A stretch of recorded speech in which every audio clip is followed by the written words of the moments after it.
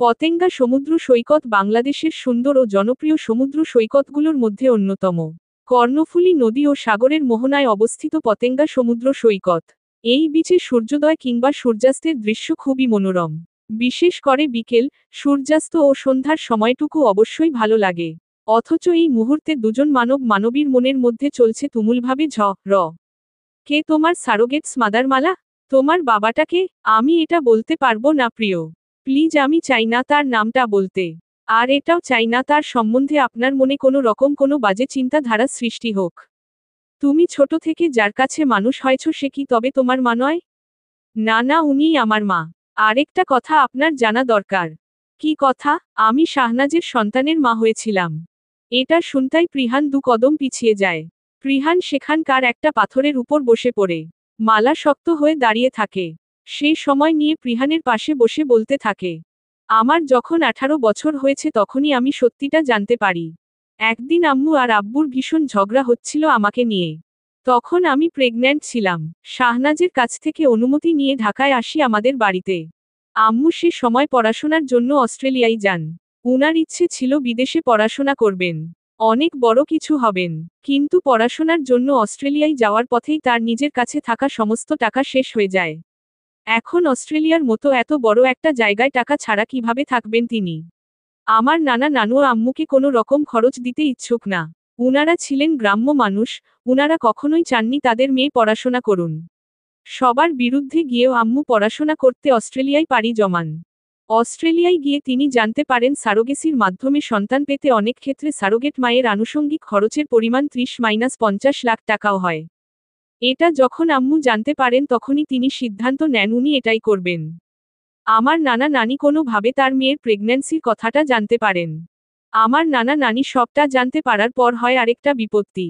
তাদের মেয়ে বিয়ের আগেই সন্তান সম্ভাব্য এটা মানতে পারেননি। নানা অসুস্থ হয়ে পড়েন মেয়ের বিয়ের আগেই সন্তান হবে এই কথা শুনে।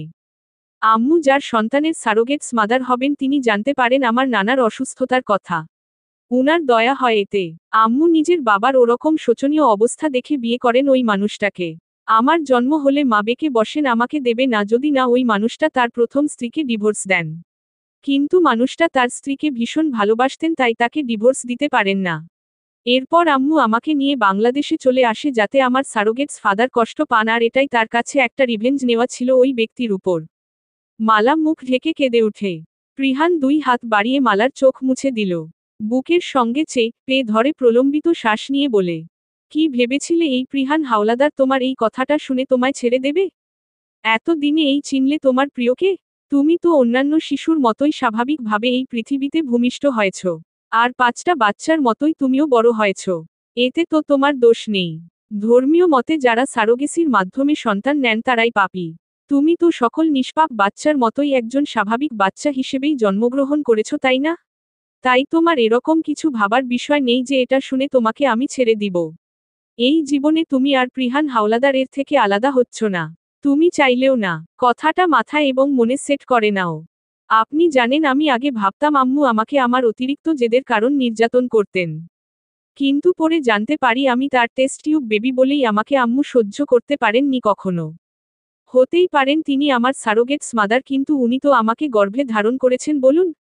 আমাকে এত ঘা ত করেছে যে মনে হয় আমি রাস্তার রে কুকুর। আমাকে 15 বছর বয়সে বিয়ে দেওয়া হয় অথচ আম্মু আমার বর্তমান আব্বুকে বাধা দেননি। ভেবেছিলাম বিয়ের পর আমার সুখ হবে। কিন্তু না, র বারে আমার উপর। শাহনাজের চার ছিল অমানবিক। শাহনাজ প্রায় রোজই সা করত। আমার এই ছোট্ট শরীরে তেরো পর ত করত। এসব আমি মুখ বুজে মেনে নিতাম। কিন্তু একদিন ওই বাড়ির কাজের মেয়ের থেকে জানতে পারলাম উনার অনেকগুলো মেয়ের সঙ্গে সম্পর্ক। আমি বিশ্বাস করিনি প্রথমে। এরপর নিজের চোখে দেখলাম শাহনাজ প্রতিটি মেয়ের সঙ্গে তিনি আমি তাও নির্লজ্জের মতো পড়েছিলাম। এরপর 2 বছরের মাথায় আমি জানতে পারি আমি সন্তান সম্ভাব্য। তাই আমি সিদ্ধান্ত নিই যে করেই হোক আমি এই সংসারটা টিকিয়ে রাখব। রাখিও কিন্তু আমার সন্তানকে ওরা কোথাও লুকিয়ে ফেলে। আমি আমার বাচ্চাকে জন্মের পর এক পলক দেখিওনি জানেন। বাচ্চা হারানোর পর আমি সহ্য করতে না পেরে শাহনাজকে ডিভোর্স দিয়ে চলে আসি। চুপ চুপ, কাঁদে না। আমি তোমাকে তোমার সরি আমাদের বাচ্চাকে খুঁজে আনবো। কেঁদো না, একদম কাঁদবে না মাই ড্রাগনফ্লাই। মালা বিড়াল ছানার মতো গুটিয়ে বসে পড়ে প্রিহানের কোলে। সে চাইলেও বলতে পারবে না যে ঐশী আর কেউ না, তারই সন্তান, যাকে নিজের অজান্তেই প্রিহান মানুষ করেছে। এটা তো সে জানতে পেরেছে কিছুদিন হলো। এই কথাটা এখনই বলার সময় হয়নি প্রিহানকে। সে যে নিজেই এখনো শিওর না। তবে সেবা মেম যখন বলেছেন তখন এটা সত্যি কথা। সে বিশ্বাস করে এটা। চলো এখন রিসোর্টে ফিরে যাব। আরও বেশি থাকলে ঠান্ডা লেগে যাবে তোমার। আচ্ছা চলুন। আমাকে নিয়ে আপনার মনে কোনো সংশয় নেই তো প্রিয়? এসব নিয়ে একদম ভাববে না। আর আমার ভালোবাসা, আমি কখনোই কোনো কারণেই তোমার এই হাতটা ছাড়ব না। সো এসব মাথা থেকে দূরে ছুঁড়ে ফেলো। তোমার চোখের চাহনি, কথা বলতে বলতে হুটহাট হাসি, আমার মনে তোমার জন্য ক্ষণে ক্ষণে যে ভালোবাসা তৈরি হয়েছে, এটা কি এই ঠুনকো কিছু সত্য জানায় ঠুনকো হতে পারে? যেমন সময় পেরিয়ে গেলে আর ফিরে আসে না। ইতিহাস সাক্ষী আছে একজন উন্মাদ প্রেমিক কখনোই তার প্রেমিকাকে ভুলতে পারে না। যে ভালোবাসার মানুষটির চোখের দিকে তাকালে পুরো পৃথিবী দেখতে পাই, আর সেই ভালোবাসা চলে গেলে আমার গোটা পৃথিবী আধারে ঢেকে যাবে মালা। আমি যদি কখনো তোমার চোখের আড়াল হয় তুমি মন ভেঙ্গো না মালা। তোমার মনের আড়াল হলে করো প্রেমে পড়ো না, একটুখানি দুঃখ পেলে ভুল বুঝো না। একজন প্রেমিকের কাছে চন্দ্র হলো তার প্রেমিকার মুখ, আর জ্যোৎস্না হলো প্রেমিকার দীর্ঘশ্বাস। মালা সুখের জোয়ারে ভেসে যাচ্ছে। দু চোখের কোলে পানি আর ঠোঁটের কোণে মিষ্টি হাসি। সেই শক্ত করে জড়িয়ে ধরে প্রিহানকে। পরদিন সকাল সকাল ওর বের হলো রিসোর্ট থেকে। সূর্য উদয় দেখবে বলে মালা বায়না ধরে। এই সৈকতকে আরও আকর্ষণীয় করে তোলার জন্যে বেশ কিছু পরিকল্পনা বাস্তবায়িত হচ্ছে। 5 কিলোমিটার দৈর্ঘ্যের পতেঙ্গা সৈকতকে আধুনিক ও বিশ্বমানের পর্যটন কেন্দ্র করে গড়ে তোলা হয়েছে। মালা আর প্রিহান প্রথমে সেখানের একটা রেস্তোরাঁ থেকে খাবার খাই, কারণ তারা সকালে না খেয়েই বেরিয়েছে।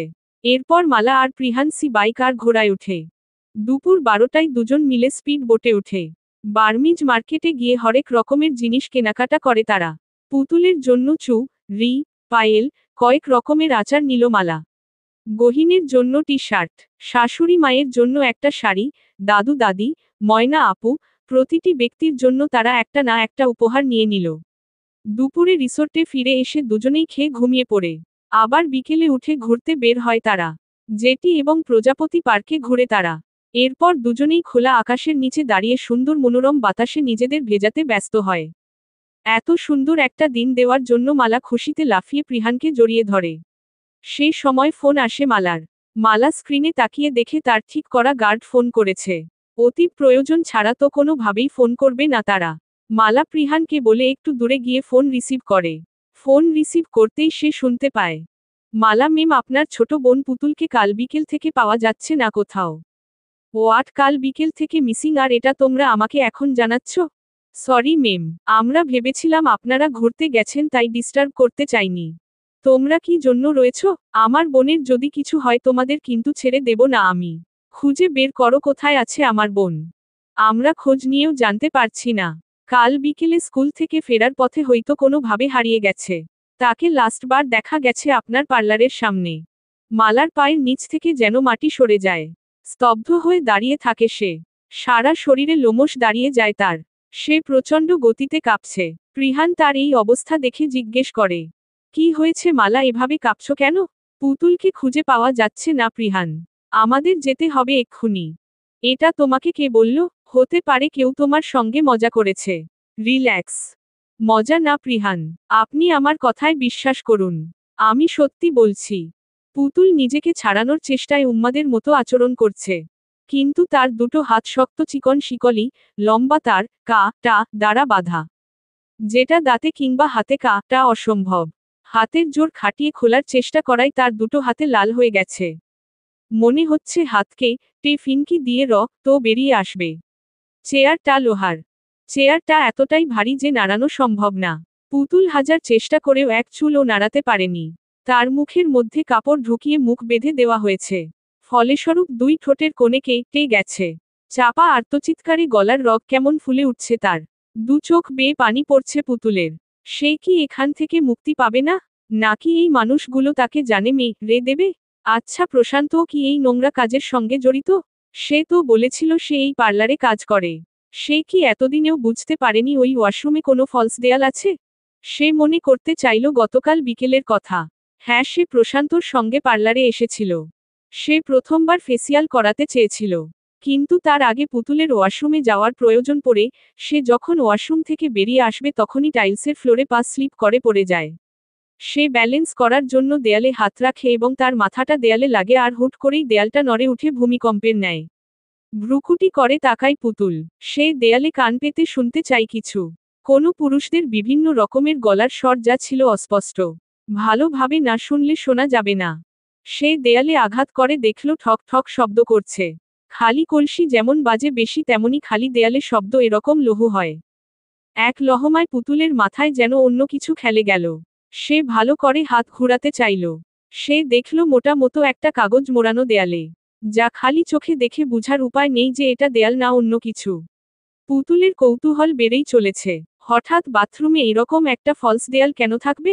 সন্দেহের বশেই সে চেষ্টা করে কাগজ সরাতে চাইল কিন্তু পারল না। খুঁজে পেতে চাইল কিছু একটা যাতে করে কাগজটা সরাতে পারে।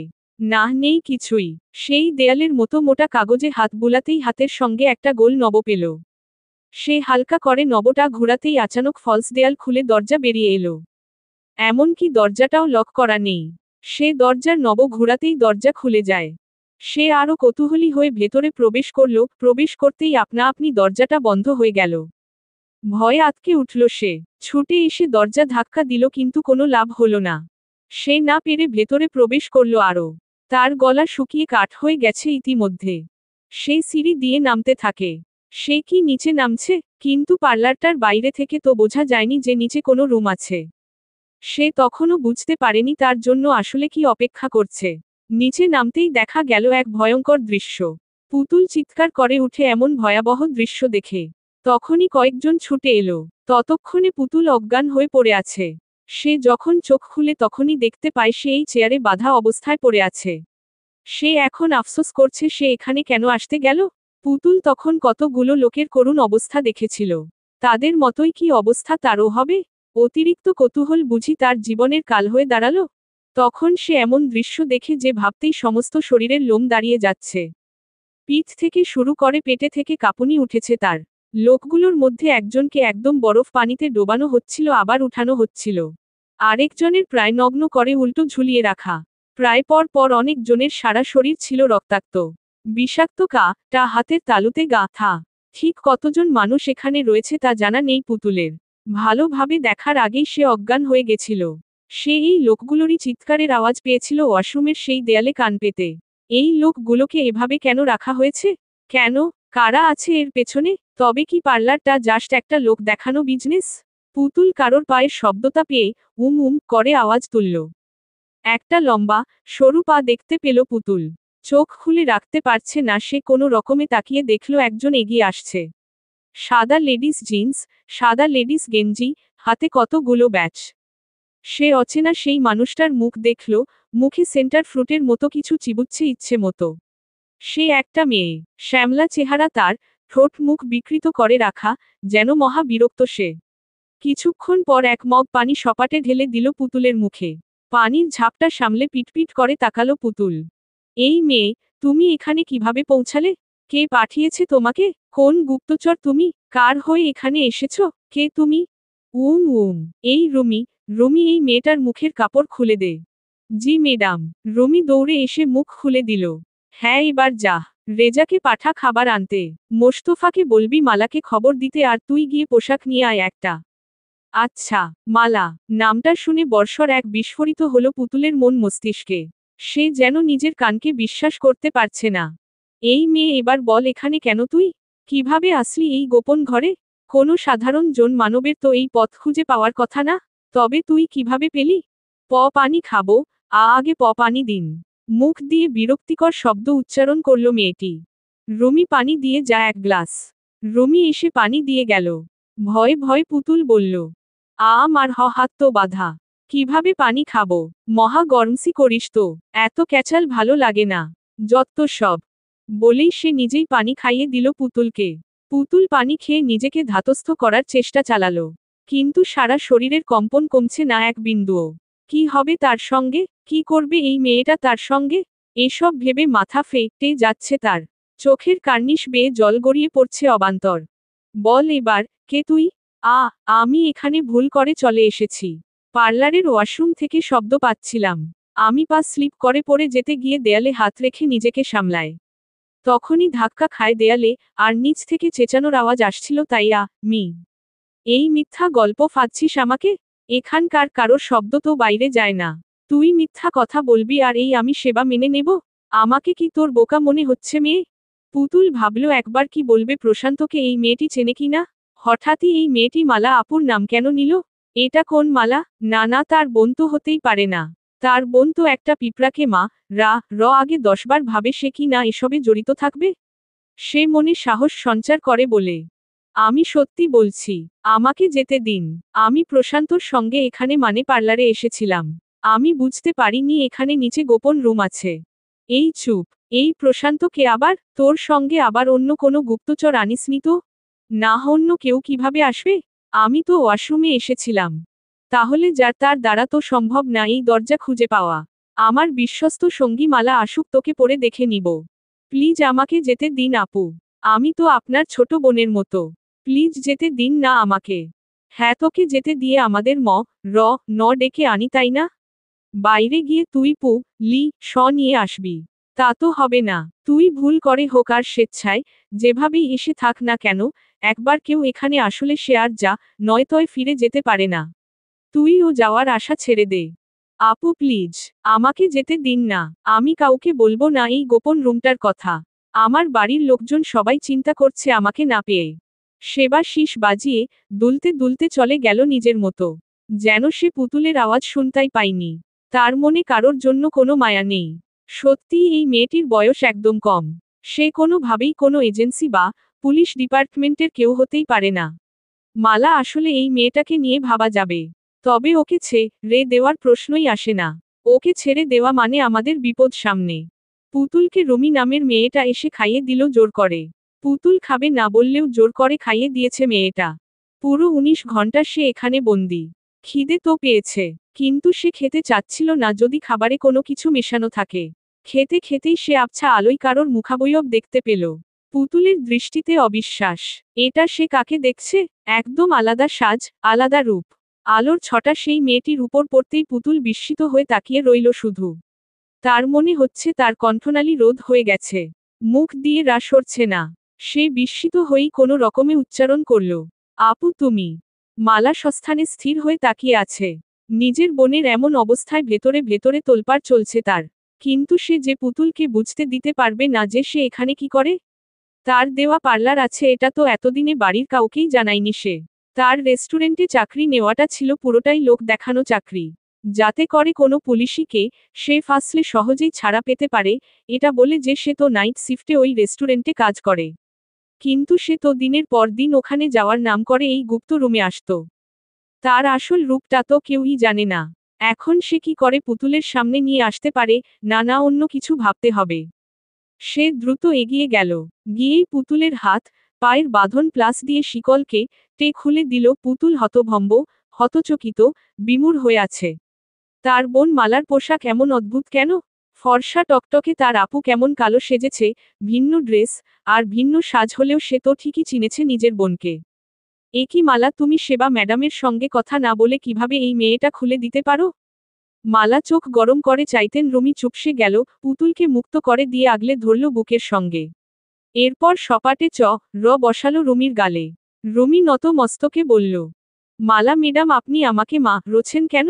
সেবা ম্যাডামই তো বলেছেন যেন এই মেয়েকে বেঁধে রাখি। রটা ছি আমাকে তুমি বলার জন্য। আর এটা ভুলে গেলে কিভাবে আমরা কোনো নিরীহ মানুষকে এভাবে নির্মমভাবে কষ্ট দিই না? কোন সাহসে ওকে এতটা ভাবে বেঁধেছ? আমাকে তো সেবা ম্যাডামই বলেছিল। ফোঁসফাস করে উঠল মালা। চুপচাপ প্রস্থান করতে যাবে তখনই আরেকটি পরিচিত মুখের সামনে পড়ে গেল সে। চমকে উঠে উচ্চারণ করল সে, প্রশান্ত তুমি, তুমি এখানে কেন?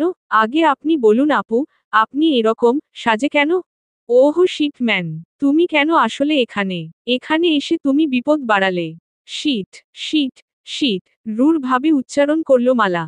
পুতুলকে এই অবস্থাতে দেখে প্রশান্তর পা থেমে গেছে। থরথর করে কাঁপছে সে। সে মালাকে স্বাভাবিকভাবে দেখে মেনে নিতে পারেনি। নিজের বোনের মিসিং হওয়ার খবর শুনে যে অত দূর থেকে ছুটে এসেছে সে কি করে তার বোনকে না খুঁজে এই পার্লারে এসেছে। মালাকে হুট করেই ওরকম সাজে বাথরুমের দিকে যেতে দেখে ফেলে প্রশান্ত। মিনিট 10 পেরিয়ে গেলেও যখন মালা বেরোলো না সে তখন লাজলজ্জা বলেই নক করে ওয়াশরুমে। কিন্তু ওয়াশরুমের দরজাটা খুলে রাখা আছে। সে ইতস্তত করেই ভেতরে ঢোকে। কিন্তু মালাকে না দেখতে পেয়েই তার মাথায় আকাশ ভেঙে পড়ে, একটা জলজ্যান্ত মানুষ ওয়াশরুম থেকে গায়েব হলো কিভাবে? সে যতটা জানে মালা ওয়াশরুম থেকে বেরিয়ে আসেনি। তার সন্দেহ হতেই সেই ফলস দেয়ালের আড়ালে থাকা গুপ্ত দরজার খোঁজ পাই। আর সেও ভেতরে প্রবেশ করে চলে আসে। প্রশান্ত বিচলিত হয়ে পুতুলকে টেনে নিয়ে আঁকড়ে ধরল 2 হাতে। মালাকে এখন তার বিপজ্জনক মনে হচ্ছে। প্রশান্ত দ্রুত এখান থেকে বেরিয়ে যাও, যেভাবে এসেছো সেভাবে যেতে পারবে না। অন্য একটা সুড়ঙ্গ আছে এইদিকে। জলদি বেরিয়ে যাও, এদিকটা আমি সামলে নিব। প্রশান্ত মালার দিকে সন্নিগ্ধ চাহনিতে তাকিয়ে থাকে। পুতুল অতিরিক্ত চিন্তা আর শারীরিক দুর্বলতার জন্য অজ্ঞান হয়ে গেছে। প্রশান্ত বেরোতে চাইলে তাদের সামনে বাধা হয়ে দাঁড়িয়ে পড়ল সেবা। মালা আহ বলে মৃদু চিৎকার করল। রাগে দপদপ করছে মাথার ভেতরটা। সে চাইছিল সেবার অগোচরে ওদেরকে এখান থেকে বের করতে। কিন্তু তার আগেই চলে এলো সেবা। এখানে কি হচ্ছে? ওহ মালা, দেখো তো এই মেয়েটাকে চেনো? মেম, পুতুল আমার বোন। ও এখানে ভুল করে চলে এসেছে।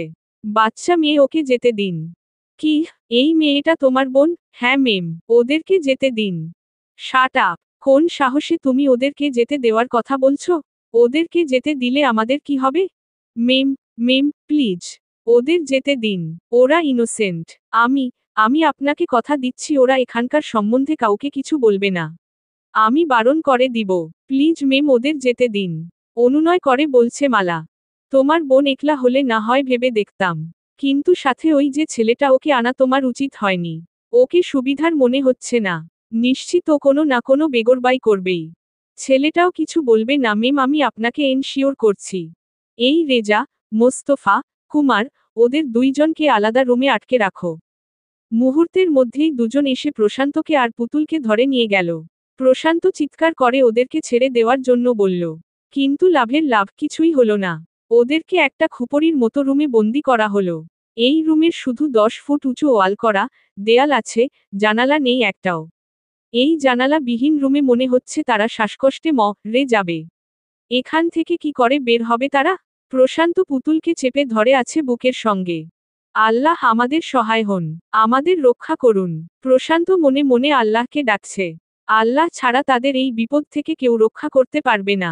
সে বুঝতে পারছে না মালা এসবে কিভাবে জড়িত থাকতে পারে। এত ভালো একজনের আড়ালে এমন কুৎসিত একজন লুকিয়ে আছে। সে যেন বিশ্বাস করতে পারছে না। চিৎকার দিয়ে কাঁদতে কাঁদতে বসে পড়ল মালা। তার ফুলের মতো বোনের কি অবস্থা হয়েছে এটা? যে বোনকে সে কখনো ফুলের টোকা দিতে দেয়নি তার এমন করুণ অবস্থা কিভাবে মানবে সে? মালা সেবার পা ধরে ঝাপটে বিলাপ করে বলে। প্লিজ সেবা আপু, প্লিজ ওদের 2 জনকে যেতে দিন, আমি তো বলছি ওরা 2 জনেই মুখ বন্ধ রাখবে। একটু বিশ্বাস করুন আমার কথা। না, এটা করতে পারি না আমি। তোমার বোন প্রায় 1 দিন থেকে মিসিং। তার মানে পুলিশকে ইনফর্ম করা হয়েছে। আর এই কেসটা পুলিশ অবধি গেছে মানে আমাদের খুঁজে পাওয়ার চান্স আছে। আর আমি এটাও জানি ওদের ছেড়ে দিলে একবার না একবার ওরা ঠিক মুখ খুলবে। আমার এতদিনের সাম্রাজ্য আমি এভাবে শেষ হতে দিব ভাবলে কি করে? আমি তো বলছি ওরা বলবে না কাউকে। ওদেরকে আমি বুঝিয়ে বলবো। ওদেরকে ছেড়ে দিন না। বেশি বাড়াবাড়ি করো না। হ্যাঁ, তুমি ভুলে যেও না তোমার মেয়ের খোঁজ কিন্তু আমি ছাড়া কেউ জানে না। আমি এখানে থাকবো না, আপনার কথাও শুনবো না মেম। কারণ আমি জানি আমার মেয়েকে। আমি জানি ঔষিই আমার মেয়ে, যাকে আপনি 4 বছর আগে এক জায়গায় কুড়িয়ে পেয়েছিলেন। সব জেনে গেছি আমি। তুমি এত কিছু কিভাবে জানলে? ভ্রু কুচকে জিজ্ঞেস করল সেবা। আপনার মেমোরি কার্ডটা ঔষির কাছে ছিল মেম। আর আমি যখন ওটা ঔষির কাছে পাই তখনই আমি বুঝে গেছিলাম ঔষি আমার মেয়ে। আপনিই তো বলেছিলেন আপনার লকেটেই আছে ওই কদের এভিডেন্স। আর লকেট পেলেই আমি আমার মেয়েকে খুঁজে পাবো। এখান থেকে বেরোতে পারবে না তুমি। 4 বছরে তুমি এখানকার অনেক কিছু জানো, অনেক কিছু করেছো, তার A to Z কিন্তু আমার কাছে প্রমাণ সহ আছে। হাজার হাজার এভিডেন্স দেখাতে পারি। আমাকে এতটা বোকা ভেবো না। সেবা শয়তানি হাসি দিল মালার দিকে তাকিয়ে। করুণ চোখে তাকিয়ে রইল মালা। 2 দিন ওভাবেই কেটে গেল। মালা শুধু একটা সুযোগের অপেক্ষা করছে যে কখন প্রশান্ত আর পুতুলকে এখান থেকে বের করবে। এদিকে সে এখান থেকে প্রশান্ত আর পুতুলকে ফেলে বাড়িতেও যেতে পারছে না। না জানি প্রিহানের কি অবস্থা হয়ে গেছে। সে নিজেই নিজের উপর রাগে ফেটে পড়ছে। প্রিহান পা গ লের মতো খুঁজে বেড়াচ্ছে মালা আর পুতুলকে। মেয়েটা হঠাৎ করেই যেন উধাও হয়ে গেছে। দুদিন থেকে খুঁজে চলেছে। বিন্দুমাত্র ট্র্যাশ করতে পারছে না ওদের কাউকেই। মালার ফোন লোকেশন ট্র্যাক করা গেছে। 2 দিন আগে একটা পার্লারের সামনে লাস্ট লোকেশন দেখা গেছিল মালার। কতবার এসে পার্লার সার্চ করে গেছে পুলিশ, কিন্তু কোনো ক্লু পাওয়া যায়নি। মালা একটুর জন্য ফোনটা অন করেছিল কিছুক্ষণ আগে। এখনো অন আছে ফোনটা। আবারও লোকেশন এই পার্লার অবধি পাওয়া গেছে। সে ফোন হাতে পার্লারের সামনে আসে। সে যত আগাচ্ছিল ততই সিগন্যাল ব্রেক করছিল। পার্লারটা আবার তন্নতন্ন করে খুঁজল প্রিহান। সেই মুহূর্তে প্রিহান পুলিশকে ফোন করে আসতে বলল। প্রিহান পার্লার থেকে বেরিয়ে পার্লারের পেছনের দিকটাই গেল, যদি পেছনে কিছু পাওয়া যায়। পেছনে জঙ্গলে ঘেরা। সে প্রায় খুঁজতে খুঁজতে 1 কিলোমিটার দূরে পৌঁছে গেল। মালার ফোন লোকেশন এক্সাক্টলি এই জায়গায় থেমেছে। সে 2 পা এগোতেই ধোপাস করে পড়ে গেল একটা গর্তে। গগন বিদারী চিৎকার করে উঠে প্রিহান। আবার নতুন কোন বিপদ অপেক্ষা করছে তাদের জন্য? প্রিহান গর্তটাই পড়ে গড়িয়ে পড়ল একটা অন্ধকার ঘরে। কিছু পড়ার শব্দে মালা সহ সবাই ঘাড় ঘুরিয়ে দেখল। সেবা সেই নরক ঘরে আছে, যেখানে সব খো ক পুরুষের শাস্তি নিজে হাতে দিয়ে থাকে তারা। সেখান থেকে পুরুষালী কণ্ঠের আর্তনাদ ভেসে আসছে। সেবা সেখানে থাকায় তাকে দেখতে পেল না প্রিহান। রুমি সহ বাকি গার্ডদের চক্ষু চড়ক গাছ প্রিহানকে দেখে। মালা যেন আকাশচুম্বী বিস্ময় নিয়ে তাকিয়ে আছে। কোনো রকমে প্রশ্ন করল সে, মালা তুমি এখানে? মালা অনর। আল্লাহ, সকল বিপদ এভাবে কেন ধেয়ে আসছে? বিপদ যখন আসে সব দিক থেকেই আসে। কালো মেকআপ তুলে ফেলেছিল মালা। মালাকে এখানে দেখে প্রিহান যেন নিজের চোখকে বিশ্বাস করতে পারছে না। আপনি এখানে কেন? এসে কি খুব অসুবিধে করে ফেললাম আমি? তুমি এখানে কেন বলতে পারো? গর্তে পড়ে গিয়ে দেখি অনেক কিছু দেখতে পেলাম।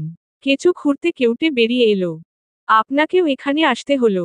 আগে আপনি এক্ষুনি এখান থেকে বেরিয়ে যান। আমি পরে সবটা ক্লিয়ার করছি। প্রিহান পুরুষালী আর্তনাদ প্রিহানের কর্ণকুহর হতেই সে কোনো কিছু না ভেবেই সেই রুমের দিকে চলে গেল। মালার কথা এই মুহূর্তে কেন যেন শুনল না সে। সেই নরক ঘরে গিয়ে সে যা দেখল এতে তার চোখ তের ন্যায় লাল হয়ে গেল।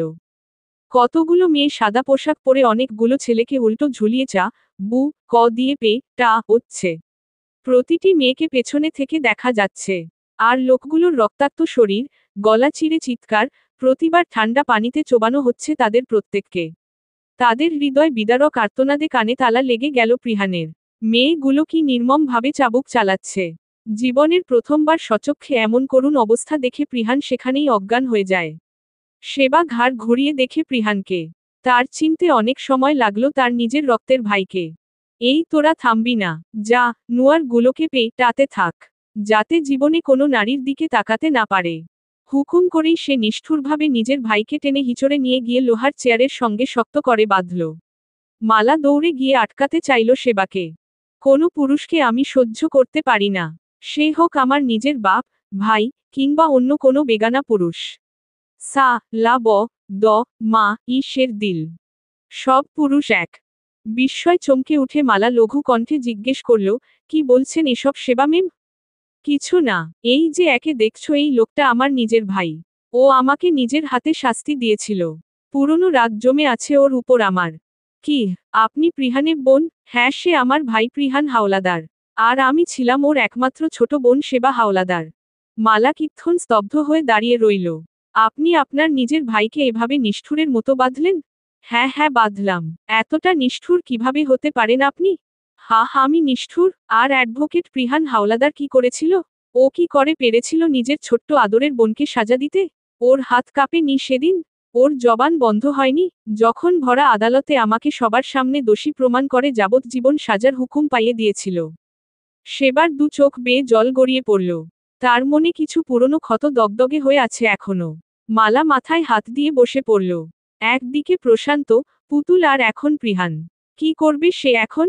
গলা ফাটিয়ে চিৎকার করল মালা। সব কিছু তার সাথেই কেন হচ্ছে? এখনই সব একসাথে কেন হতে হলো?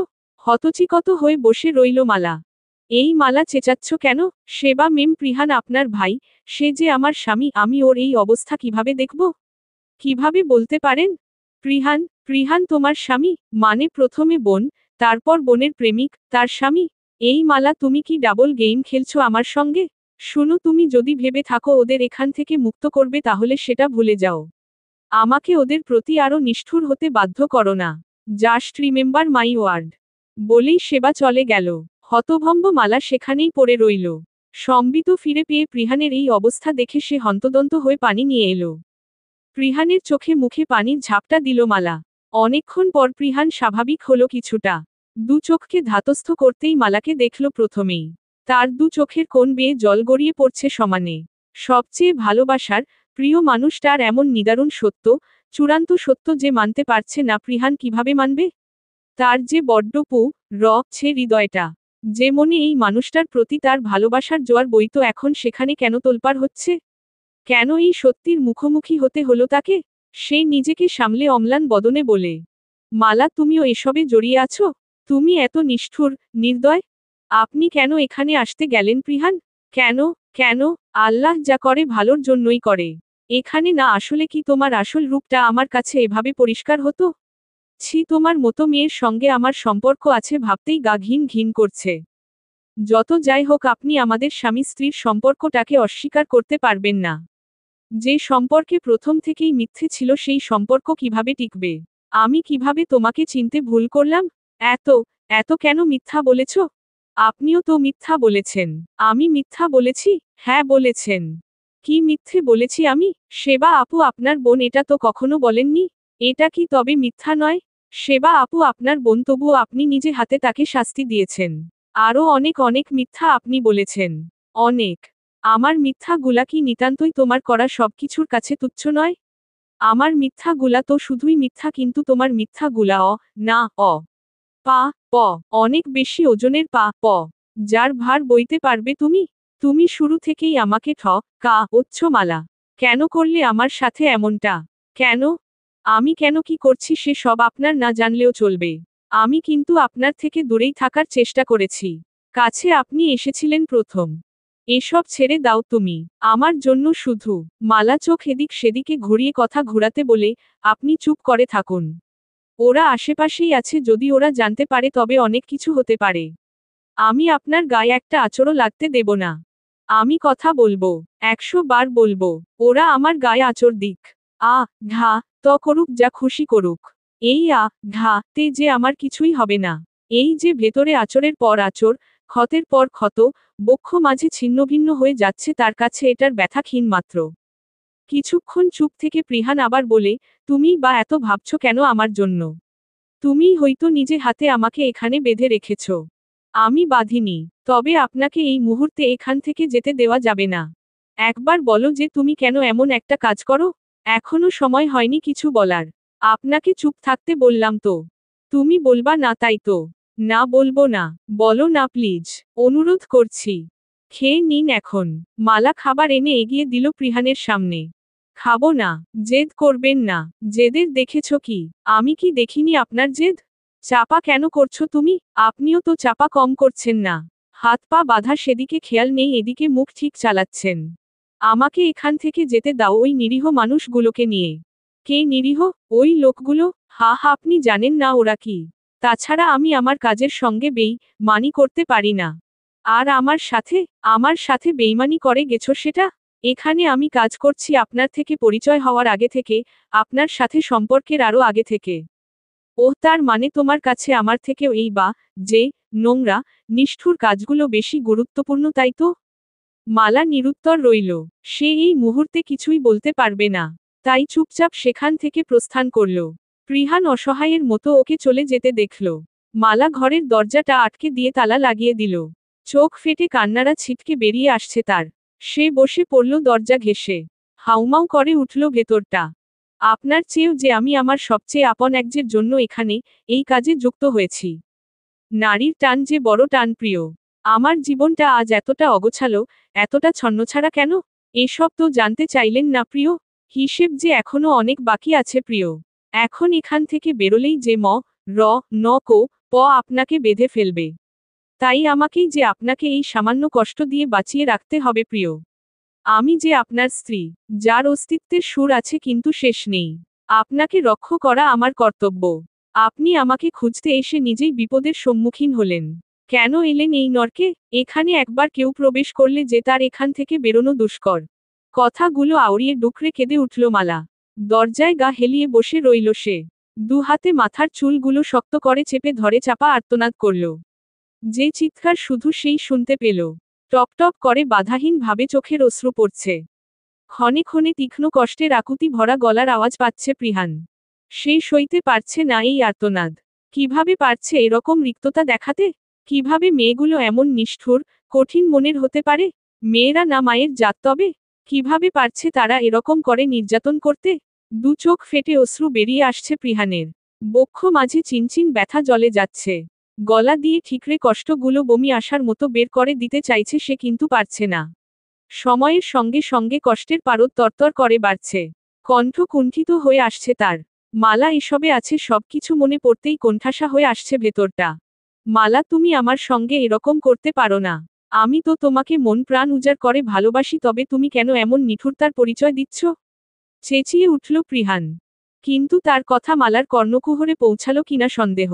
কান্নায় ভেঙে পড়ল প্রিহান আবোল তাবোল বকতে লাগল সে। প্রাণ উজাড় করা ভালোবাসা কি তবে এতদিন অপাত্রে দান করে গেছে সে? মালাকে ভালোবাসায় কি তবে জীবনের সবচেয়ে বড় ভুল? এতটাই ভুল করল সে, তার আইনি চোখ এভাবে ধোঁকা খেয়ে গেল? প্রিহান নিজের হাত পা ছুটানোর চেষ্টায় বিমুখী হয়ে আছে। কিন্তু সে যারপরনাই ব্যর্থ। নিশ্চিত্তে ভাবতে লাগল মালা আর তার সুন্দর মুহূর্তগুলো। তাদের অতি ঘনিষ্ঠতা মুহূর্ত, তাদের ভালোবাসার মুহূর্ত, একসাথে চলা, একসাথে ঘুমানো, দিনের ব্যস্ততা শেষে রাতের আধারে নিঃশব্দ আলাপন। সবগুলো স্মৃতি মন সাপটে ভেসে উঠছে। ভেতরটা কেমন চৌচির হয়ে যাচ্ছে। সে লোহার চেয়ারটা টেনে সরাতে গিয়ে দেখল সেটা একদম ফ্লোরের সঙ্গে লাগানো, এটাচ করা। এমন ভাবে জায়গাটা বানানো হয়েছে যে এখান থেকে বেরোনো মুশকিল। কিভাবে বের হবে সে এই নরক থেকে? এখান থেকে তো নড়তেই পারছে না সে। তার গায়ের জোর নেই বললেই চলে। ৩৬ ঘন্টার বেশি হয়ে গেছে সে অনাহারে আছে। পেটের ক্ষুধায় আর শরীরে শক্তি না থাকায় সে ক্লান্ত হয়ে ঘুমিয়ে গেল সেভাবেই। সেবা এসে প্রিহানের মুখে ঠান্ডা পানি ছুঁড়ে মারল। কি রে ভাইয়া উঠো, দেখ আমার সাম্রাজ্য। আমার সাম্রাজ্যের অধিপতি একমাত্র আমি। পরিচিত কণ্ঠ শুনে প্রিহান পিটপিট করে তাকালো। এত বছর পর এই কণ্ঠের মালিককে সে চিনে। সে যখন চোখ তুলে কণ্ঠের মালিকের দিকে দেখল আকাশ সমান বিস্মিত হল। কিক্ষণ স্তব্ধ হয়ে তাকিয়ে থাকে সে নিজের বোনের পানে। তার কণ্ঠ যেন কাঁপছে। দু চোখের পানি ঝড়ো ঝড়ো করে পড়ছে। পুরুষ মানুষের নাকি কাঁদতে নেই কিন্তু পরিস্থিতি এমন পর্যায়ে যে না চাইতেও দু চোখ ভরে পানি উপচে পড়ছে।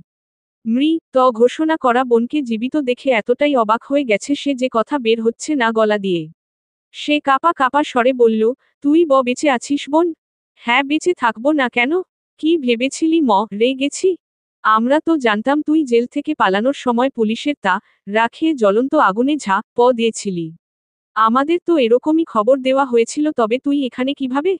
তোর থেতলে যাওয়া, আগুনে লে যাওয়া আমাদের কাছে পাঠানো হয়েছিল?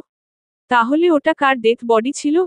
তোর কি মনে হয় আমাকে এত সহজ? ওটা একটা বেয়ারিশ লাশ তোদের কাছে পাঠানো হয়েছিল। তুই যে অন্যায় করেছিলি সেটা কেন মানতে চাসনি বোন? কাউকে করা আসামি ছিলিস তুই। তোকে শাস্তি দিতে আমার কলিজায় যে দাগ, যে ক্ষত সৃষ্টি হয়েছিল, সেটা কি একবারও ভেবেছিলি? আচ্ছা তোকে একটা প্রশ্ন করি, ঠিকঠাক উত্তর দিতে পারবি? কি প্রশ্ন? অবাক হয়ে জানতে চাইল সে। আচ্ছা তার আগে এটা বল তোর স্বামীয়াকে মনে আছে? ওর নামটা তো শুনেছি তোর মুখেই। ওকে কখনো সামনাসামনি দেখিনি। তোর সামনে যদি তোর প্রাণের চেয়েও প্রিয় কাউকে কতকগুলো নোংরা লোক তোর বেস্ট ফ্রেন্ডকে নেকড়ের মতো ছিঁড়ে ফেলার মতো করে ঠিক তোর কেমন অনুভূতি হবে? মানেটা খুব সহজ। তোর চোখের সামনে যদি আমাকে কেউ করত, আচ্ছা এটাও ছাড়। তোর নিজের বোনকে যদি কোনো ছেলে জোরপূর্বক টাচ করে তখন কি করতি? তোর মনে ওই ব্যক্তির জন্য কি রকম অনুভূতি কাজ করত? সত্যিটা বলবি। আমার ইচ্ছে করত তাকে সেখানেই করে ফেলি। নয়তয় পুঁতে ফেলতাম সেই নিকৃষ্ট মানুষকে। এক্সাক্টলি এটাই ঘটেছে আমার সঙ্গে। তুই জানিস, আমার কলিজার বেস্ট ফ্রেন্ড, সামিয়া শুধু আমার বন্ধু ছিল না রে আমার কলিজা ছিল, আমার আরেকটা বোন ছিল। আমরা দুই বান্ধবী জঙ্গলের রাস্তা ধরে কোচিং থেকে ফিরছিলাম। সন্ধে হয়ে আসায় দ্রুত হাঁটছিলাম দুইজন। কিন্তু আমাদের পেছনে ছিল কতগুলো বখাটে ছেলে। সেই সময় আমাদের আসার আলো হয়ে হাকিম আঙ্কেল আসলো আমাদের সামনে গাড়ি নিয়ে। আমরা দুজনই ভরসা পেয়ে আঙ্কেলের গাড়িতে উঠে পড়ি। তখনও আমরা দুজনের কেউই বুঝতে পারিনি আমাদের সঙ্গে কি হতে যাচ্ছে। হঠাৎ আঙ্কেল আমাদের অন্য রাস্তায় নিয়ে জোরে গাড়ি চালাতে শুরু করল। আমরা জিজ্ঞেস করলে তখন তিনি ক দৃষ্টিতে আমাদের দিকে তাকাই। আমাদের আর বুঝতে বাকি থাকে না আমরা এক বিপদ থেকে বাঁচতে অন্য বিপদে পড়েছি। আমরা চেঁচিয়েও কোনো লাভ হয়নি। একটা ঘন জঙ্গলে এনে আমাদের দুজনকে ছুঁড়ে ফেলে হাকিম আঙ্কেল। আর কুটিল হেসে বলে, তোমার এই বন্ধু সামিয়া ওকে পাওয়ার আকাঙ্ক্ষা আমার অনেক দিনের। তাই তো এত সব ব্যবস্থা। কত আকুতি মিনতি করেছি আমাদের ছেড়ে দেওয়ার জন্য। কিন্তু শুনেনি আমাদের কথা। আমার 17 বছরের প্রাণের চেয়েও প্রিয় বোনকে ওই জানোয়ারগুলো ধর্ষণ করেছিল আমার চোখের সামনে। এক একজন মানুষ নামক পশু হায়নার মতো খুবলে খুবলে আমার প্রাণের বন্ধুকে ন করেছিল। এত কিছু ঘটেছিল আমাদেরকে বলিসনি কেন? কেননা আমি সেদিনই প্রতিজ্ঞা করেছিলাম ওই জানোয়ারগুলোকে আমি নিজের হাতে শাস্তি দেব। সামিয়া যখন আমাকে পালাতে বলে ওই জানোয়ারগুলোর সামনে আমাকে রক্ষা করতে রুখে দাঁড়িয়েছিল, তখন বুঝেছিলাম সামিয়া আমার জন্য কি আমাকে কসম দিয়েছিল রে।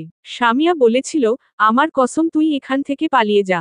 আমি ঝোপের আড়ালে লুকিয়ে তো ঠিকই ছিলাম কিন্তু সামিয়াকে নিয়ে আসতে পারিনি।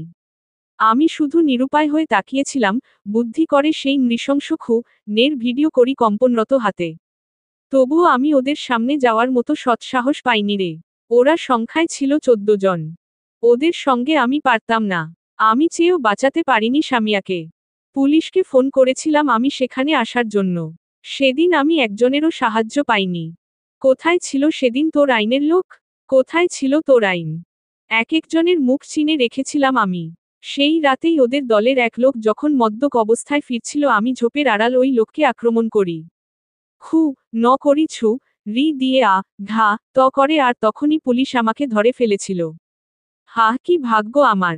এরপরও তুই নিজের হাতে আমাকে শাস্তি দিলি। আমাকে অন্যত্র চালান করার জন্য নিয়ে যাচ্ছিল তখনই আমি পুলিশকে হাত করি আমার যৌবনের লোভ দেখাই, সে আমার কথা মতো সব করে।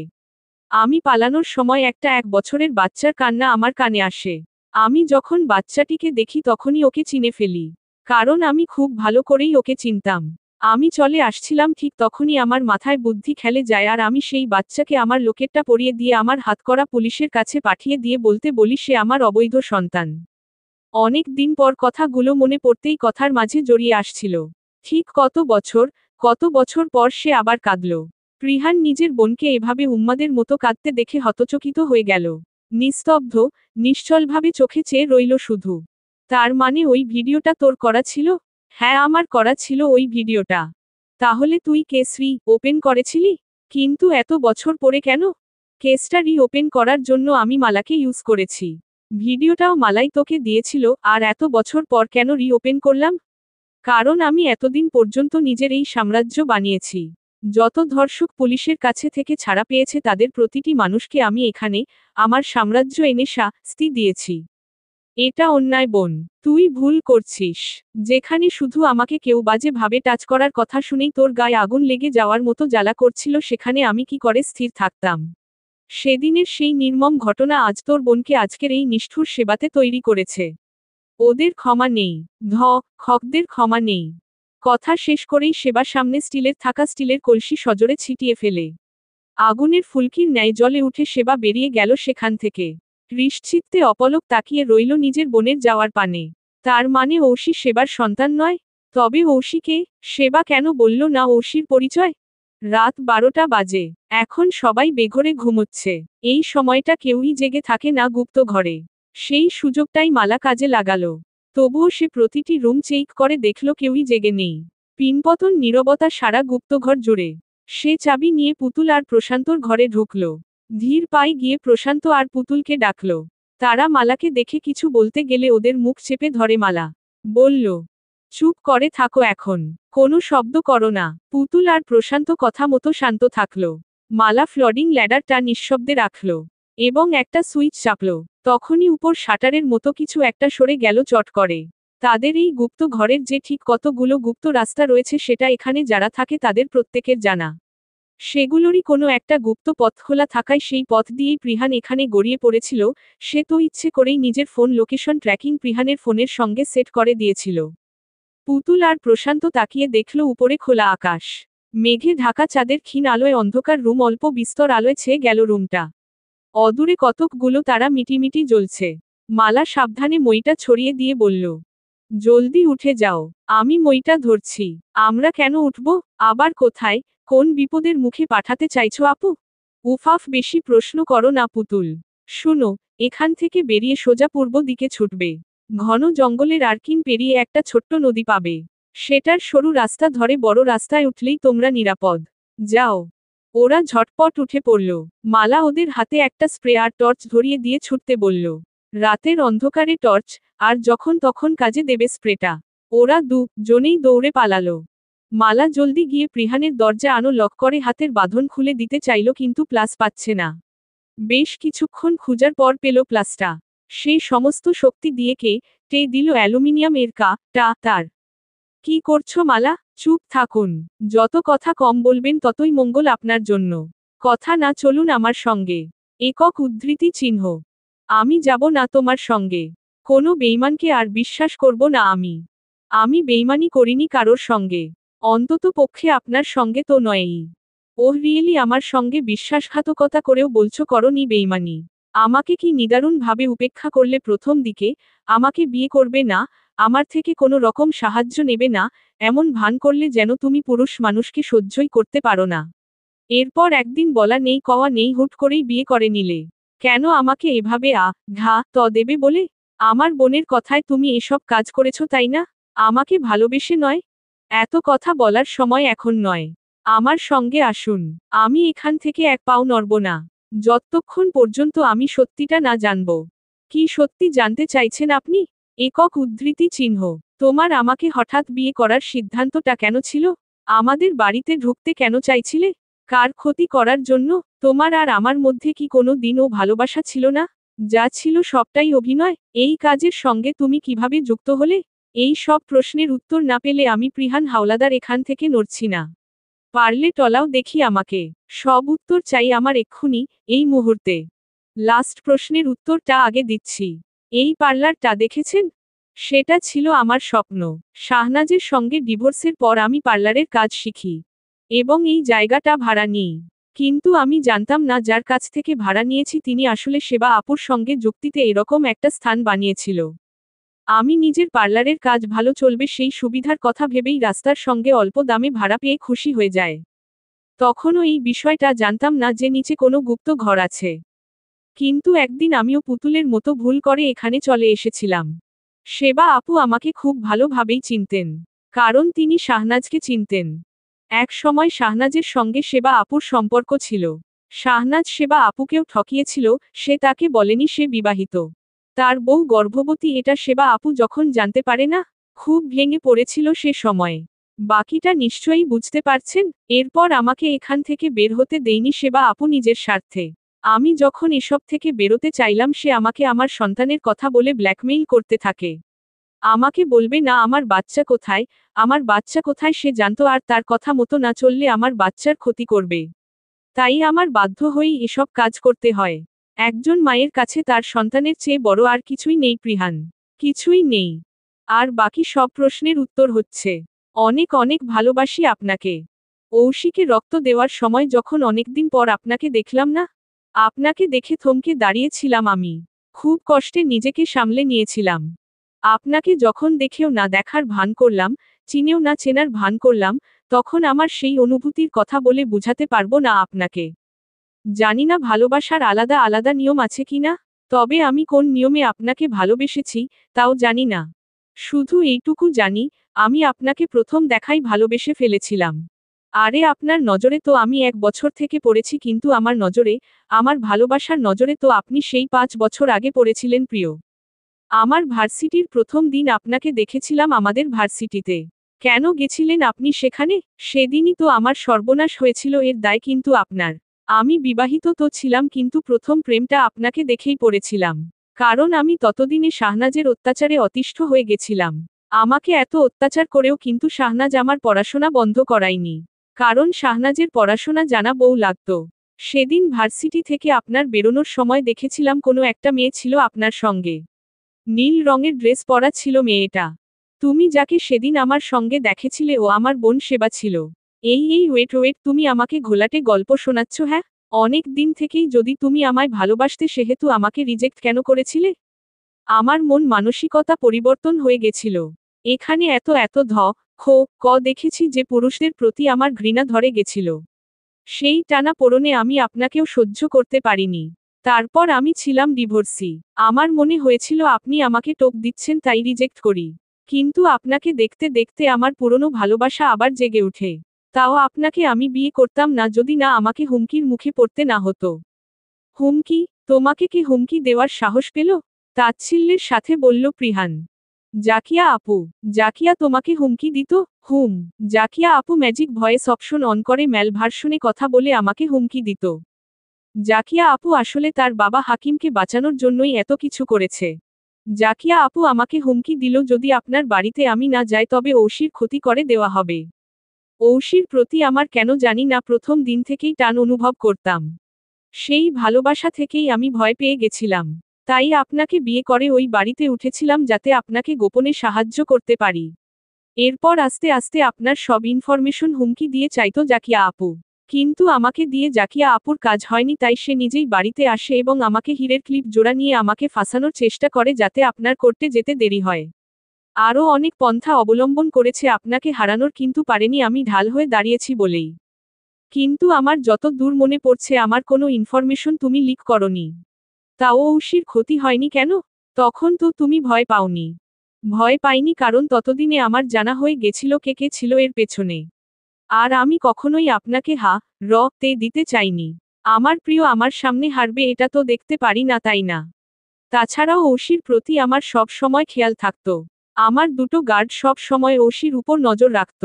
এরপরের বাকি সব ঘটনা আপনার জানা হয়েছে সব। এবার জেদ না করে চলুন ওরা জেগে যাবে। আমাকে তো হারতে দেখতে চাও না তবে এখন কেন দিচ্ছ হেরে যেতে? আমাকে ওই লোকগুলোকে নিয়েই বেরোতে দাও। মালা দাঁত কিরমির করে গায়ের জোর খাটিয়ে টেনে নিয়ে গেল সেই রুমে। ভালো কথার মানুষ আপনি না। আমি আপনার সঙ্গে কখনোই জোর করতে চাইনি। কিন্তু আমাকে এবার জোর খাটাতেই হচ্ছে। কোথায় নিয়ে যাচ্ছ আমাকে? কথা না। জলদি এই ল্যাডার বেয়ে উঠে এক্ষুনি পালানো প্রিহান। আমি ওই লোকজনকে নিয়েই এখান থেকে বেরোবো। বেশি বাড়াবাড়ি করবেন না। যান এখান থেকে না হলে ওরা জেগে যাবে। বললাম তো যাব না। দেখি কি হয়। মালা বুঝল প্রিহান জেদ করছে অযথা। সে জোর করে প্রিহানকে ঠেলে ঠুলে উপরে তুলে দিল। সে নিজে উঠা শেষ করে তখনই ওর পা লেগে স্টিলের ল্যাডার সপাটে শব্দ করে পড়ে গেল। সেই শব্দে ঘুম ভেঙে গেল গুপ্ত কোঠরির সবার। মালা আর প্রিহান পালাতে পালাতে রুমি, সেবা সহ সবার চেঁচামেচি শুনল। সে নিজে প্রিহানের হাত টেনে ধরে দৌড়ে এগোতে লাগল। সে বুঝে গেল এখান থেকে পালানো বুঝি আর হলো না। কেন যে এত কথা বলতে গেল তখন?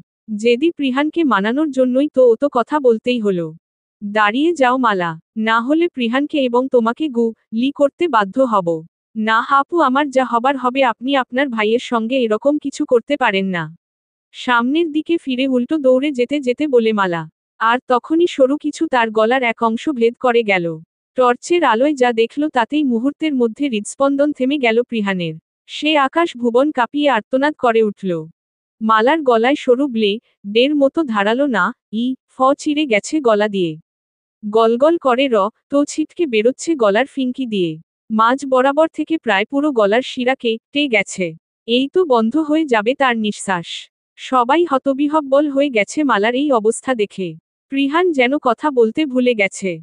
তার গলায় হাত দিয়ে মৃদুস্বরে কথা বলার চেষ্টা করল। কিন্তু তার গলা দিয়ে স্বর বেরোচ্ছে না। ঘোর ঘোর আওয়াজের আবহে সবার টনক নড়ল। সেবা চেঁচিয়ে রুমিকে ঝাঁকাতে ঝাঁকাতে বলে, এটা তুই কি করলি রুমি? আমি কি একবারও তোকে বলেছিলাম মালাকে অ্যাটাক করতে? কি করলি তুই এটা? আমার ওদের কারোরই নেওয়াটা উদ্দেশ্য ছিল না। রুমি নিশ্চুপ। তার মুখে অনুতাপের ছাপ নেই বললেই চলে।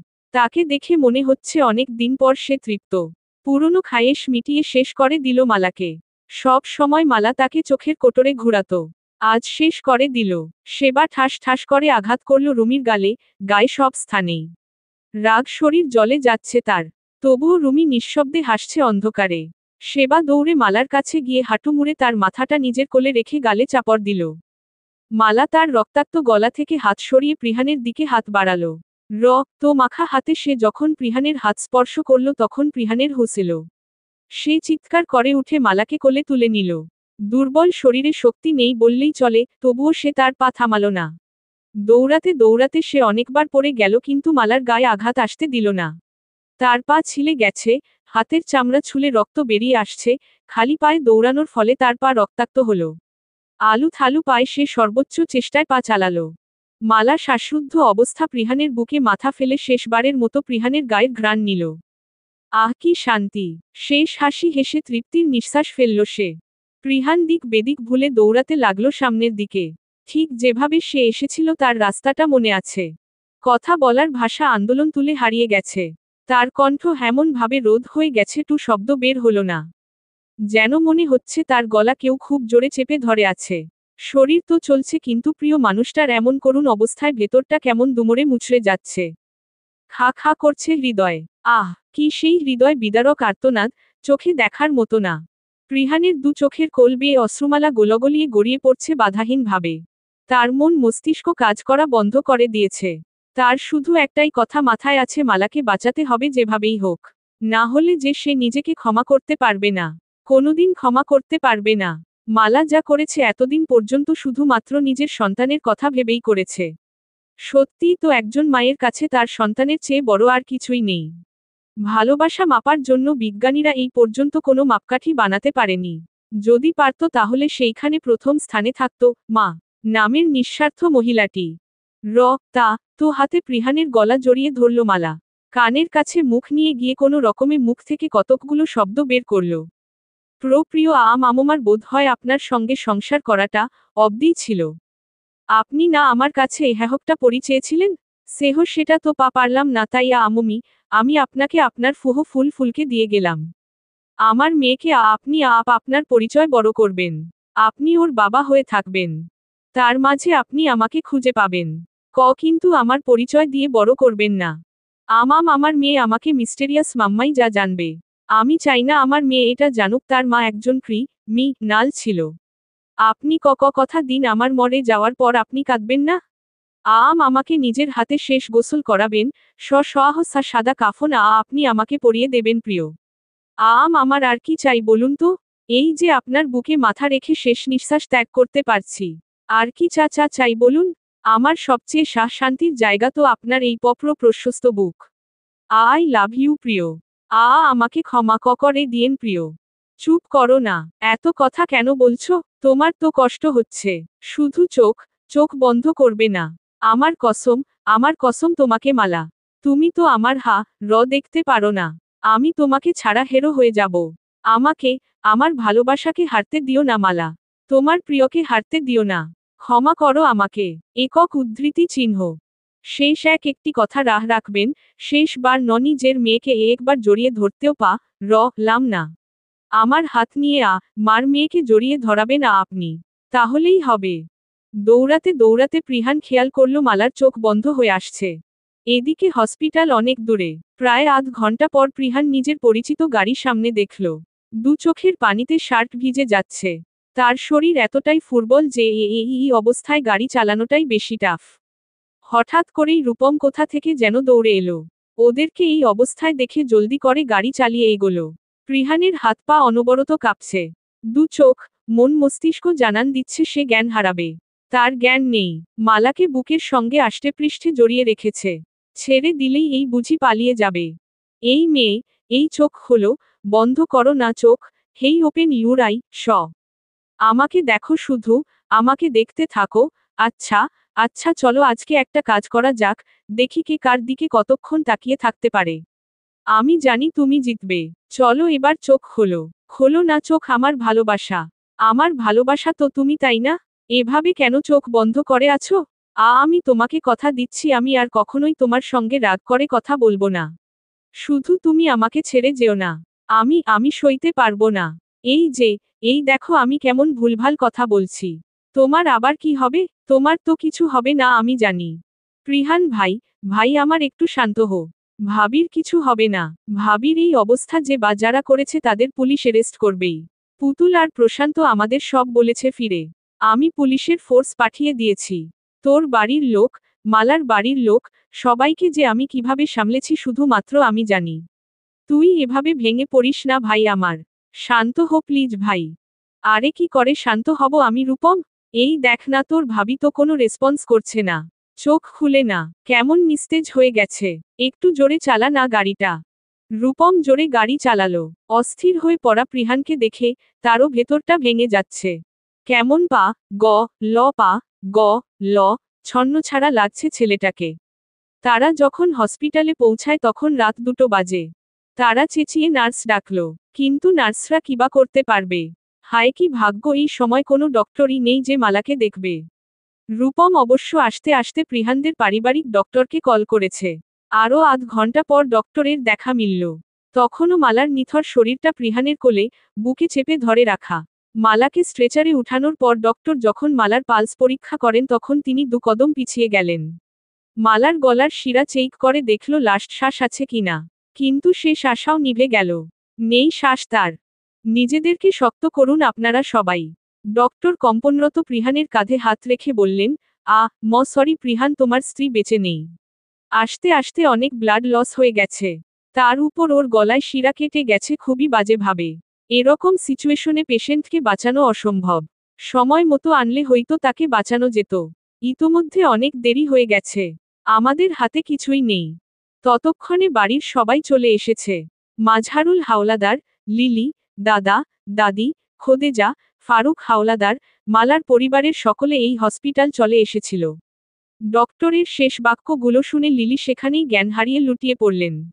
বাকি সবাই হাহুতাশ করতে লাগলেন মালার আকস্মিক মৃত্যুতে। আর প্রিহান, সে যেন বেঁচে থেকেও মৃত মানুষের মতো পড়ে রইল।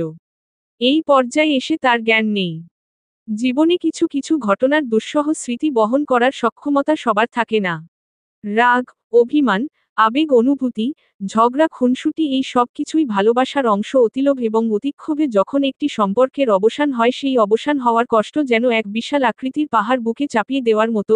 কেউ চুপ থাকে নিজের আত্মসম্মান রক্ষার্থে, আবার কেউ প্রকাশ করে নিজের সর্বোচ্চ ত্যাগ স্বীকার করে। তবে পৃথিবী চলবে তার নিজস্ব নিয়মে। কোন কিছুই থেমে থাকবে না। তারপরেও বলি, কিছু সময়ের জন্য আবেগ ধামাচাপা দিয়ে নিজের পথ চলতে হবে। বেঁচে থাকতে হবে নিজের জন্য, নিজের পরিবারের জন্য। প্রিহানও বেঁচে আছে তার পরিবারের জন্য, তার ফুলের জন্য। মালার হঠাৎ তাকে ছেড়ে যাওয়াটা স্বাভাবিকভাবে নিতে পারেনি, দগ্ধ হয় প্রতিটি মুহূর্তে। কিন্তু সে তো কাঁদবে না। সে যে কথা দিয়েছে মালাকে, তার ড্রাগনফ্লাই শকে। এখনো ঔষি জানে না মালা তার মাম্মাম ছিল। প্রিহান কথা রেখেছে। সে জানায়নি ঔষিকে যে মালা তার মাম্মাম। ফুল উঠো, অনেক বেলা হলো, স্কুলে যাবে কখন? উফাফ পাপাই, যাচ্ছি না আজকে আমি স্কুলে। কেন, কি হয়েছে আমার ফুলের? দেখি দেখি শরীর খারাপ নাকি? না পাপাই, পেটে খুব ব্যথা। প্রিহান ভালো করে দেখল ঔষির মুখ। কেমন পাংশুটে হয়ে গেছে মেয়েটার মুখ।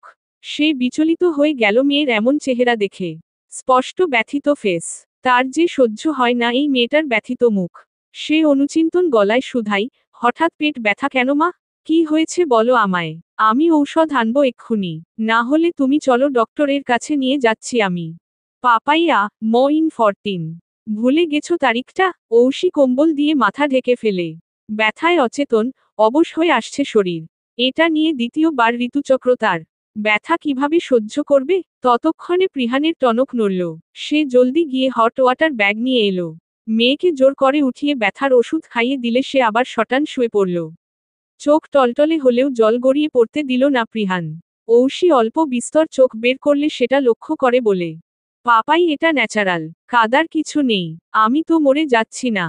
বুক কেঁপে উঠে প্রিহানের। মেয়েকে হাতে বুকে চেপে ধরে বলল, হুশ, এসব বলবে না কখনোই। আমি আর আমার প্রিয় কোনো জিনিস সচক্ষে শেষ হয়ে যেতে দেখতে পারবো না। সেই ক্ষমতা আমার নেই। আমি আসলে তোমার বেস্ট পাপা হতে পারলাম না। কেমন পাপাই আমি তোমার, যে তোমার ভালো মন্দ খেয়াল রাখি না। আমি পাপা হিসেবে অসফল। উহু, তুমি ওয়ার্ল্ডের বেস্ট পাপা। সব সময় তুমি আমাকে ইমোশনাল ফুল করে দাও।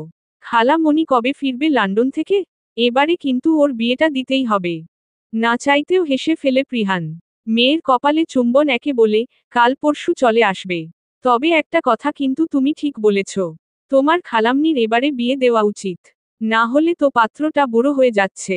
রাগ দেখিয়ে না আবার পাত্রীকে বুড়ো আঙুল দেখিয়ে দেই। তার কথায় ঐশী হিহিহিহি করে হেসে উঠল। আর পৃহান দু চোখ ভরে নিজের মেয়ের হাসি মাখা মুখ দেখল। মালার ফেস ফিচারটি যেন কে বসিয়ে দেওয়া হয়েছে মেয়েটির মুখে। নাকি সে নিজে নিজেই ঐশীর মুখে মালাকে খুঁজে পায়? চাইলেই কি তাকে প্রেম থেকে অপ্রেম করা যায়? সেই সুন্দর মুহূর্ত, প্রথম দেখা হওয়া, প্রথম স্পর্শ, প্রথম আদুরে ডাক, প্রথম আদুরে আলাপের কথা কি ভোলা যায়? সে যে তার প্রেম, তার আজীবনের প্রেম হয়েই থাকবে তার ড্রাগনফ্লাই, শুধুই প্রেম, অপ্রেম করা হবে না যে আর তাকে ইহজীবনে। মালা যে ফুল বলতে সেদিন ঐশীকে বুঝিয়েছিল, ঐশী যে তার মেয়ে এটাই সে বুঝাতে চেয়েছিল। সেদিন সে মালার বাক্য বুঝার মতো অবস্থায় ছিল না। কথাটা ভেবে হতাশাজনক নিঃশ্বাস ফেলল সে। শূন্য অনুভব হলো অন্তকরণে। সেবার দলবলসহ সবাই সেদিন এরেস্ট হয়েছিল। রুমিকে মালার তোত্তা, অভিযোগে সে নিজেই করতে সিরা বেদন করেছিল। বাকিদের যাবজ্জীবন কারাদণ্ড হয়েছে। 8 বছর অতিবাহিত হলেও পৃহানের মন মস্তিষ্ক তো সেই দুর্বিষহ দিন ভুলতে পারেনি। পৃহান বাইরে বেরিয়ে এলো। মাজহারুল হাওলাদার আর ফারুক হাওলাদার দুই ভাই মিলে গল্প করছেন। খোদেজা চা, কফি করে দিয়েছেন তাদের। পৃহান নিচে নেমে এসে তাদের পাশে বসে দুজনেই আর চোখে পৃহানকে অবলোকন করলেন। পৃহানের দাদি গত হয় মালার মৃত্যুর 1 বছর পরেই। দাদির মৃত্যুর 1 বছর পর আবার দাদার মৃত্যু হলো। এখন বাবা, মা, মালার মা বাবা, ভাই গহীন, সবার দায়িত্ব এখন পৃহানের উপর। লিলির মৃত্যুর পর খুবই নিঃস্ব হয়ে পড়েন মাজহারুল। পৃহানের অবস্থা কিছুটা হলেও উপলব্ধি করতে পারেন স্ত্রী লিলির মৃত্যুর পর। তিনিই নিজে দায়িত্ব নিয়ে পুতুলকে উচ্চ শিক্ষার জন্য লন্ডনে পাঠিয়ে দেন। এই তো পড়াশোনা শেষ করেই ফিরে আসছে। মাজহারুল হাওলাদার এর সবকিছুই এখন সবার জানা। পুতুল আজ ব্যাক করছে। কোনো স্পেশাল টিকিট পেয়েছে সে। তুমি তাকে আনতে এয়ারপোর্টে যাবে? না চাচা, আমি যাচ্ছি না। আপনি, আব্বু আম্মু যান না? মালার মৃত্যুর পর তো কোথাও যাচ্ছ না। এরপর উকালতিও ছেড়ে দিয়েছ। কতগুলো বছর হয়ে গেল, এবার একটু নিজেকে নিয়ে ভাবা উচিত তোমার। না বাবা, এসব আর আমার জন্য না। আমি আপনার ব্যবসায় সামলাবো। শুনলাম শাহনাজের জেল থেকে জামিন হয়েছে। ও নাকি ঐশীর সঙ্গে দেখা করতে চাইছে। খবরদার আব্বু, ওই লোকটার কথা আমাকে বলবেন না। আমার মেয়ের কাছে ঘেঁষতেই দেব না আমি ওকে। যদি সত্যিই ঐশীকে নিজের মেয়ে ভাবত তবে বারবার কিডন্যাপ করতে চাইতো না। ওর সাজা পেয়ে গেছে। কিন্তু আমার মেয়ের উপর ওর কালো ছায়া পড়তে দেব না কখনোই। বলেই গটগট পায়ে হেঁটে চলে গেল পৃহান। ছেলেকে এত বছরেও বুঝাতে পারেননি। কেমন বেপরোয়া হয়ে গেছে। মেপে মেপে কথা বলে ছেলেটা। আরও বেশি গম্ভীর থাকে। কিন্তু মেয়ের কাছে সব সময় আলাদা। খোদেজা ছেলেকে আড়াল থেকে দেখে চোখের পানি ফেলেন। কিছুতেই অন্যত্র বিয়ের জন্য রাজি করাতে সক্ষম হয়নি তিনি। একটা দীর্ঘশ্বাসের মতো হয়ে গেছেন তার ছেলেটা। হলুদ রঙের একটা লং 3 পিস পরেছে। পুতুল, লম্বা চুলগুলো পনিটেইল করে বাঁধা। চোখে কালো চশমা, রঞ্জকবিহীন শুষ্ক ঠোঁট, এক হাতে লাগেজ, অন্য হাতে একটা স্বর্ণের ব্রেসলেট। যেটা তাকে দেওয়া প্রশান্তর প্রথম উপহার ছিল। এটা সে কখনোই হাত থেকে খুলেনি, এক মুহূর্তের জন্যও না। এয়ারপোর্ট নেমেই কাঙ্ক্ষিত ব্যক্তিকে খুঁজল সে। কিন্তু পেল না। মাজহারুল আঙ্কেল আর ভাই গহীনকে দাঁড়িয়ে থাকতে দেখল পুতুল। তারা কাছে এগিয়ে আসলেন পুতুলের দিকে। দুইজনের সঙ্গেই সুন্দরভাবে কথা বলে গাড়িতে বসে পড়ল পুতুল। মাজহারুল জিজ্ঞেস করলেন, কি ব্যাপার, মুখটা শুকনো কেন মামনি? কিছু না আঙ্কেল, আর কেউই আসলো না এটাই ভাবছি। আপনিই আসলেন শুধু। আমি এত বছর পর ফিরলাম অথচ কারোর খোঁজ নেই। পুতুল, আমাকে কি চোখে দেখো না তুমি? আপু বলো গহীন, আমি তোমার বড় ভুলে যেও না। মানি না। এখন আমিও অনেক বড়। অনার্স পড়ছি। আহা, দুজনে ঝগড়াঝাটি করো না তো। তোমার বাবার শরীর খুবই খারাপ, তাই তোমার মা আসতে পারেননি। আর পৃহানকে তো জানোই, সেও আসবে না। আমি আর গহীন ছাড়া কেউই ফ্রি নেই মা। পৃহান ভাইয়া কেমন আছেন আঙ্কেল? আলহামদুলিল্লাহ ভালো আছে। তবে আগের মতো কথা বলে না। শুধুই মেয়েকে নিয়েই তার সকল ভাবনা। পুতুল মুচকি হাসল ঐশীর কথা ভেবেই। লন্ডন থেকে সে রোজই ঐশীর সঙ্গে কথা বলতো। আজ তাকে হঠাৎ দেখেই চমকে যাবে মেয়েটা। মেয়েটার রিয়াকশন কেমন হবে তাকে সামনে দেখার পর সেটাই ভাবছে। তাই সে প্রথমে পৃহানের বাড়ির সবার সাথে দেখা করল। ঐশী সত্যিই খুবই এক্সাইটেড তাকে পেয়ে। সে কিছুতেই পুতুলকে যেতে দেবে না। তাই সে ব্যাগ রেখে গেল মা বাবার সঙ্গে দেখা করে আবার ফিরল। আবার কোথাও বেরোতে নিলে তখনই ফারুক সাহেব বলেন, এখনই এসেই এত ছুটছ, এই তো জার্নি করে ফিরলে, এখন রেস্ট করো, পড়ে যেও। পুতুল আর কথা বাড়ায়নি, কিন্তু মনটা আকুপাকু করছিল একটা বার মানুষটার দেখা পাওয়ার জন্য। সে পরদিন ওখান থেকেই চলে গেল সেই মানুষটার বাড়িতে। মাহিয়ার সঙ্গে ভালো মন্দ কথা বার্তা চালাতে চালাতে আর চোখে পুরো বাড়ি স্ক্যান করলো, কিন্তু সেই মানুষটা নেই। সে তো জানে, তবুও একটাবার যায়নি তাকে দেখতে। এমন পাষণ্ড কবে হলো মানুষটা? তো ভাবি, তুই তো সেই সুন্দরী হয়েছিস, একদম বিদেশিনী টাইপ। তুইও সুন্দর হয়েছিস, তোর বর কি কই রে, আসেনি? না রে, সে ব্যস্ত। আসবে কিভাবে? তুই যাকে খুঁজছিস সেও ব্যস্ত, এখন অফিসে আছে। ঠোঁট চেপে হেসে বলে মাহিয়া। ও আচ্ছা। পুতুল মন খারাপ করে বলে সে ইনিয়ে বিনিয়ে সন্ধ্যা অবধি রয়ে গেল এই বাসায়। ঐশী আর মাহিয়ার ছোট বোন মিহি দুজনে ভীষণ সুন্দর মিশে গেছে, ভালো বন্ধুত্ব হয়েছে বলা যায়। সন্ধ্যায় ফিরল প্রশান্ত। পুতুলকে দেখেও দেখল না সে, ভাব এমন সে তাকে চেনেই না। এতে অভিমানে গাল ফুলিয়ে রইল পুতুল। সে ঠিক করল লোকটার সঙ্গে কথায় বলবে না। এত ইগো কিসের? হ্যাঁ, এমন তো আগে ছিল না সে। সালেহা জোর করেই পুতুলের হাতে চা পাঠিয়ে দিলেন। না চাইতেও পুতুলকে যেতে হলো প্রশান্তর রুমে। সে নক করল কিন্তু আওয়াজ এলো না, তাই সে দরজা ঠেলে ভেতরে প্রবেশ করল। দেখল প্রশান্ত নেই। চা রেখে বেরোতে নিলেই হুট করে অর্ধনগ্ন অবস্থায় প্রশান্ত বেরিয়ে এলো। প্রশান্ত চোয়াল শক্ত করে বলে, বিদেশে থেকে কি মিনিমাম ভদ্রতা, সহবত সব ভুলে গেছেন? কারোর রুমে আসতে গেলে যে নক করতে হয় জানেন না?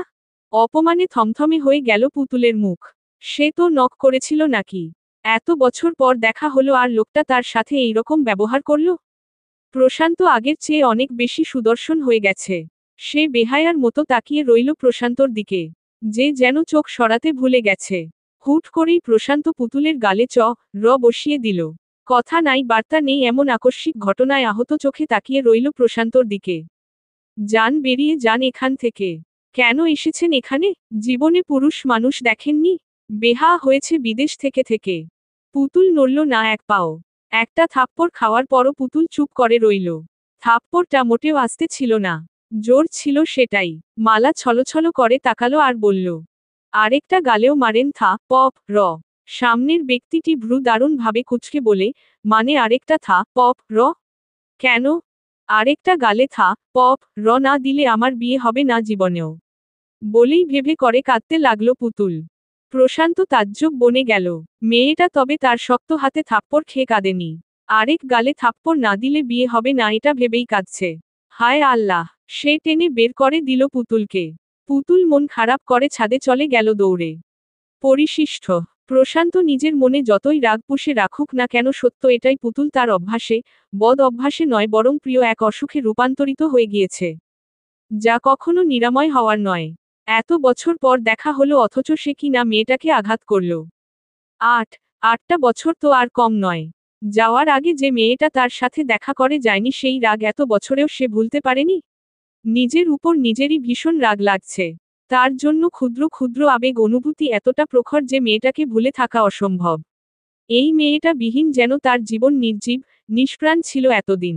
অথচ সে কি করল? মধুর এক ধ্বনি গুঞ্জিত হলো চারদিক। এশারের আজান পড়েছে। গোধূলির আকাশ আধার আকাশের গহীনে ঢাকা পড়ল।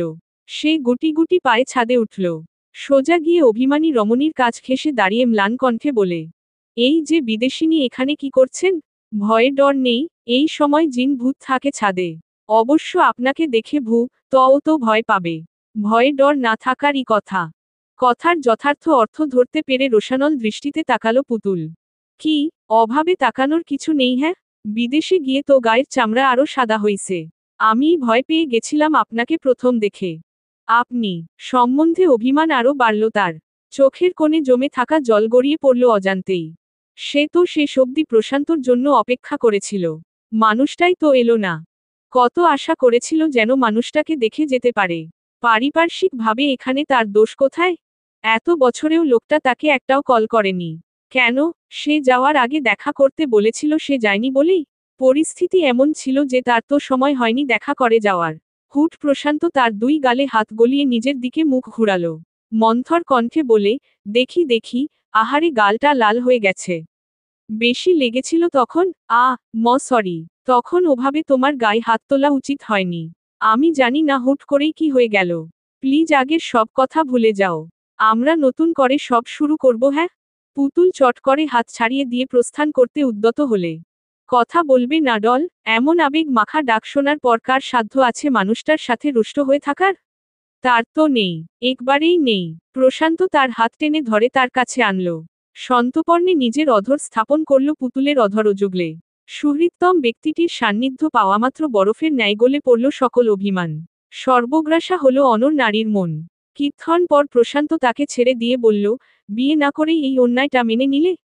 তখনই খুক খুক করে কেসে উঠে প্রিহান তার উপস্থিতি জানান দিল।